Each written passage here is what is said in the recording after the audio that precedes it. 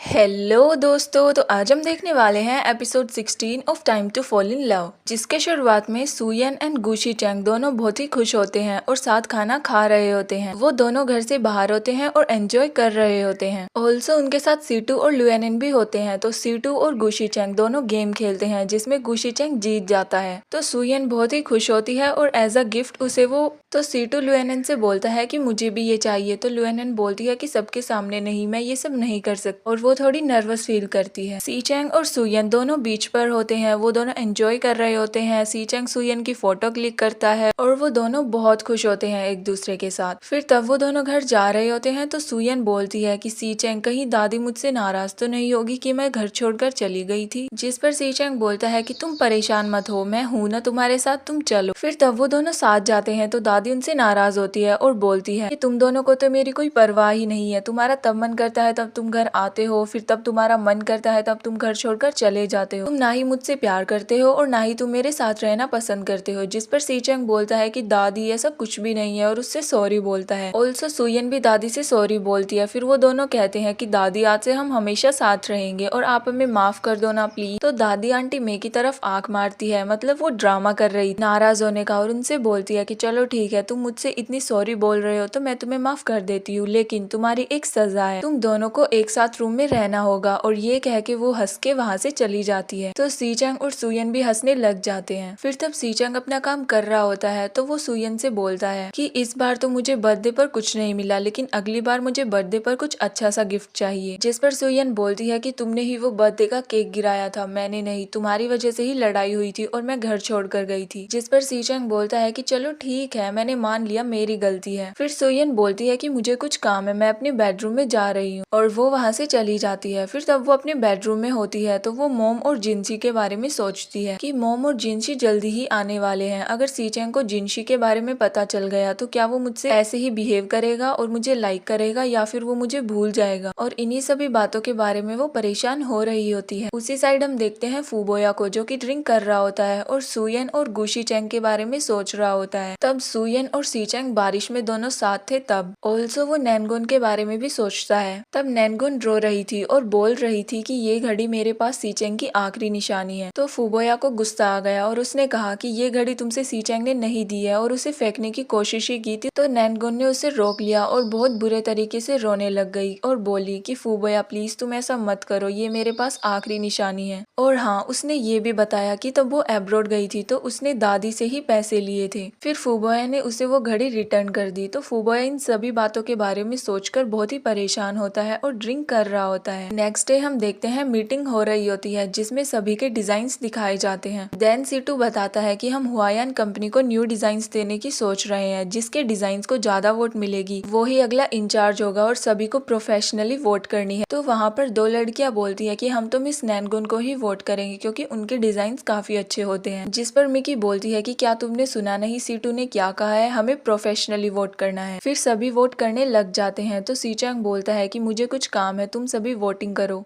और सीटू से बोलता है कि तुम फेयरली डिसाइड कर देना कि कौन नेक्स्ट इंचार्ज होने वाला है प्रोडक्ट्स का। तो नैनगुन सी चैंग को रोकने की कोशिश करती है, लेकिन वो उसकी एक नहीं सुनता है और वहाँ से चला जाता है। एंड देन हमें पता चलता है कि सुयन को मिले हैं 6 वोट्स एंड नैनगुन को मिले हैं 4 वोट्स। तो सीटू बोलता है कि हमारे प्रोडक्ट डिजाइन की नेक्स्ट इंचार्ज होंगी सुयन, क्योंकि इन्हें ज्यादा वोट्स मिले। तो सुयन बहुत ही खुश हो जाती है क्योंकि उसने रात भर उन डिजाइन को प्रिपेयर किया था। फिर मीटिंग खत्म होने के बाद नैनगुन सी चैंग के पास जाती है और उससे बोलती है कि तुम मीटिंग में क्यों नहीं रुकी, क्योंकि तुम्हें पता था कि सुयन जीतने वाली है और तुम मुझे हारते हुए नहीं देखना चाहते थे, है ना सी चैंग। फिर सी चैंग बोलता है कि ऐसा कुछ भी नहीं है और मैंने तुमसे कितनी बार कहा है ऐसी बातें इस कंपनी में मत किया करो। तो नैनगुन बोलती है कि मुझे पता है सी चैंग, तुम मुझे ही पसंद करते हो, लेकिन तुम मेरे साथ ऐसा बिहेव क्यों कर रहे हो। तो सी चैंग बोलता है कि मुझे पता है तुमने दादी से ही एब्रोड जाने के लिए पैसे लिए थे। पर नैनगुन थोड़ी सी सरप्राइज हो जाती है और बोलती है कि तुम्हें कब पता चला। तो सी चैंग बताता है कि तब तुम एब्रोड गई थी, मुझे तभी पता चल गया था। तो नैनगुन उसे एक्सप्लेन करने की कोशिश करती है और कहती है कि मैंने वो पैसे लालच के लिए नहीं लिए थे सी चैंग। तो सी चैंग बोलता है कि मुझे पता है, तुम्हें एक्सप्लेन करने की जरूरत नहीं है। तो नैनगुन बोलती है कि अब मैं इस कंपनी में कैसे रह सकती हूँ, सुयन ने मुझे हरा दिया है। तो सी चैंग बोलता है कि ये तुम्हारी ही गलती है, सुयन तुम्हारी कॉम्पिटिटर बन चुकी है, तो इस कंपनी में रहना और खुद के लिए डिसीजन लेना ये ही तुम्हारे लिए सजा है। और ये कह के वो वहाँ से चला जाता है। फिर नैनगुन तब काम कर रही होती है तो वो इन्हीं सभी बातों के बारे में सोचकर बेहोश हो जाती है और फूबोया उसे देख लेता है और पकड़ लेता है। फिर वो उसे हॉस्पिटल लेकर जाता है। फिर तब नैनगुन को होश आता है तो वो रोने लग जाती है और बोलती है कि बोया सब कुछ खत्म हो गया है, अब मैं क्या करूंगी। जिस पर फूबोया बोलता है कि तुम चिंता मत करो, मैं सब कुछ ठीक कर दूंगा और उसे बहुत ही गुस्सा आता है। नेक्स्ट सीन में हम देखते हैं सुयन को जो कि सीचेंग के पास जाती है और उससे बोलती है कि मैं घर जा रही हूँ, तुम भी आ जाना काम खत्म करके। तो जैसे ही वो जाने वाली होती है सीचेंग उसे पीछे से पकड़ लेता है और बोलता है कि तुम डायरेक्ट ही मत चली जाया करो, तुम मेरे पास रहा करो। तो सुयन बोलती है कि तुम्हें पहले प्रायोरिटी काम को देनी चाहिए और फिर मुझे। फिर वो वहाँ से चली जाती है। फिर सीचेंग अपना काम करने लग जाता है तो सुयन पीछे से फिर से आती है एंड उसे किस करके वहाँ से चली जाती है। तो सीचेंग बहुत ही खुश हो जाता है। फिर सुयन तब घर जा रही होती है तो वो फिर से मोम और जिनशी के बारे में सोचती है और वो लुएनएन को कॉल करती है। फिर लुएनएन और सुयन दोनों साथ में ड्रिंक कर रहे होते हैं। सुयन बोलती है कि लुआन मैं सीचेंग को पसंद करने लगी हूँ, अगर हेजिनशी आ गई और उसे सच पता चल गया तो मैं फिर कैसे रह पाऊंगी। और ये सभी बातें करते करते वो ड्रिंक करने लग जाती है। तो फूबोया उन दोनों को देख रहा होता है। फिर सुयन वेटर से एक और वाइन लाने के लिए बोलती है तो फूबोया वेटर को बुलाता है और बोलता है कि आप इसे हाई क्वालिटी की वाइन दीजिए,